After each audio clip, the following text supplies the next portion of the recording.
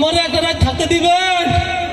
এক মহিলা আইলো, বাড়ির কোনো পুরুষ লোক নাই, থাকতে পারবেন না। আমি কইলাম মাগো আমার একটা রাত থাকতে দেন, আমি পরের দিন সকালবেলা চলে যাবো, দরকার বিহার টিয়া দিব।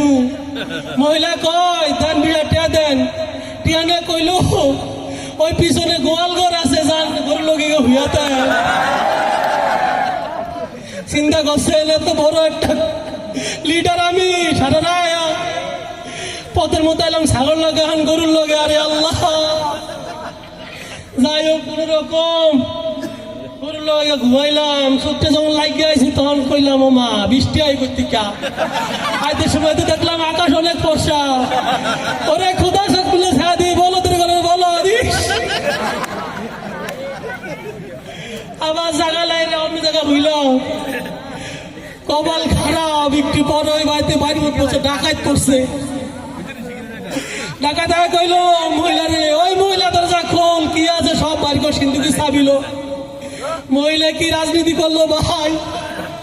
মহিলা গুলো ডাকাত ভাই আমার ঘরে স্বামী নেই, কেউ নাই। চাবি তুললো মন্টুর বাহের কাছে। ওই মন্টুর বাহে কয় ওই গরু গরু গাঞ্জা খেয়ে ঘুমাইতে আছে।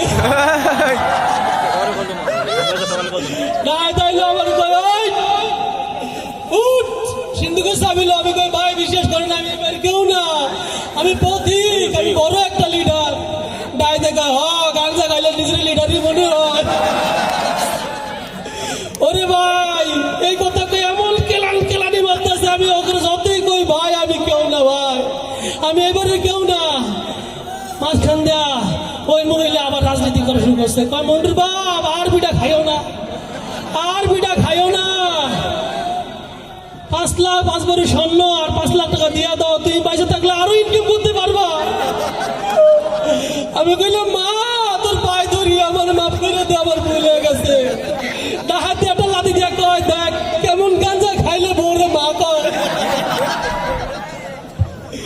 আবার শুরু করলো উদুম কেলানি। ভাই কিল খাইতে গেছি অজ্ঞান হইয়া। জ্ঞানজন ফিরছে তখন ছায়া দিয়ে আমি এক সাইড রাস্তা মোড়াই। আল্লাহ গায়ে কিছু নাই, ল্যাংডা। চিন্তা করছেন এত বড় একটা লিডার, গায়ে খালি।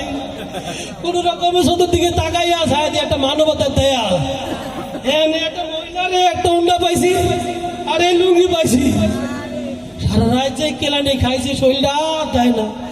চিন্তা করছি যাই একটু হাসপাতালে যাই, একটু চিকিৎসা নেই।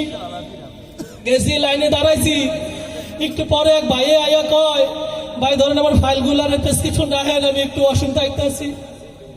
গেল একটু পরে এক কম্পিউটার আইয়া ফাইলগুলার লাইনে সেরা কয় আপনি আমার লগে আইয়েন। আমি কই ও মা স্বাস্থ্য সেবা তো উন্নত কবে হয়েছে, আমরা তো উন্নত করে চাই নাই। যাই হোক লয়ে গেল এক রুমের মধ্যে গিয়ে দেখলাম বাতি আর বাতি লে আছে অপারেশন থিয়েটার। আমি কই এত তো অসুস্থ না যে অপারেশন করতে হইব। ডাক্তার সাহেব ফাইলগুলো লয়ে কয় 2 ঘন্টা কিছু খাইছে। আমি বললাম ডাক্তার সাহেব গত 2 দিন ধরে কিছু খাই না। কয় গুড, অপারেশন আগে খাইতে হয় না, শুয়া পড়েন।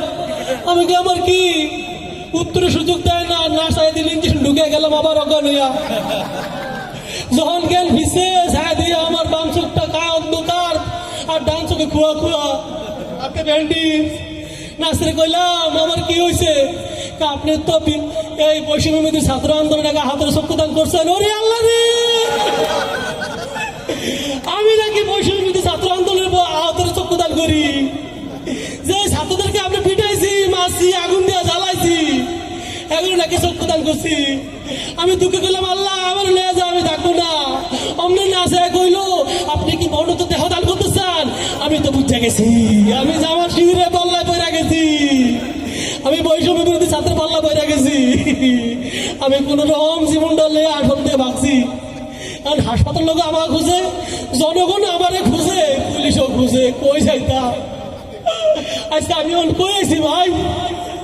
হ্যাঁ ইসলামী সন্ত্রাস বাইক দিয়ে ভাটের গাঁও যুব সংগঠন বানিয়ে এটা কি বৈষম্য বিরোধী ছাত্র